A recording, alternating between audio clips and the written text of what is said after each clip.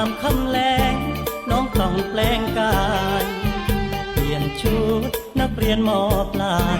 มายืนหลังไม่กลายเป็นศิลปินคำลงขับมอเตอร์ไซค์ไปเป็นแรงใจใกล้ๆทุกถิ่นเขาเอิ้นว่าแฟนพันธุ์แท้บอกเคยเปลี่ยนแปลหักแท้อยู่พิน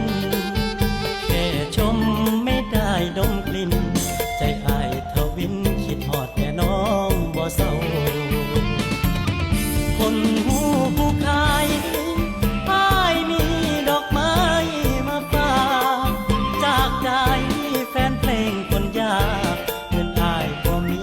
ติบน้องคือเขาห่วงเจ้าสาวอิเล็กโทนย่านพวกมือซนลอยบายน้องเจ้าอยู่บนเวทีดนตรีเร่งเราอ้ายแนมเบิ่งเจ้าทั้งเด่นเทิงคิดอ้อนต่อก่อนซ่อนเด็กแก้มเป็นแสงเจ้าผู้น้อยดองแดงหัวใจอายห่าวใส่น้ำคนห่างที่คอยส่งแรงใจส่งสายตามาไหลอยู่สู่งานบ่เคยเว้นยามเจ้าเต้นหัวใจพี่ไหวสั่นได้ยินเสียงเจ้าผู้แขนอันตันหัวใจอายแห้งละเมอถือเบอร์หัวดนี้จังเสียวเงินวางมาจำไว้ก่อนจะจ้างมาคุยสบตามาสืบภาษาหัวใจก่อนนอนผู้สาวอิเล็กโทนบ้านดอนได้อายสะอ่อนมันแอบหาคนงาม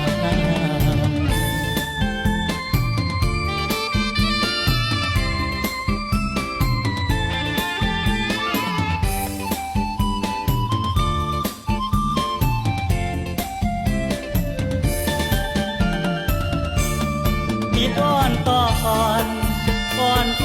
อนซ่อนเด็กแก้มเป็นแสงเจ้าผู้น้อยดองแดงหัวใจอายห่าวใส่น้ำคนห่างที่คอยส่งแรงใจส่งสายตามาไหลอยู่สู่งานบ่เคยเว้นยามเจ้าเต้นหัวใจพี่ไหวสั่นได้ยินเสียงเจ้าผู้แขนอันตันหัวใจอายแห้งละเมอถือเบอร์หัวดนี้จังเสียวเงินวางมาจำไว้ก่อนจะจ้าง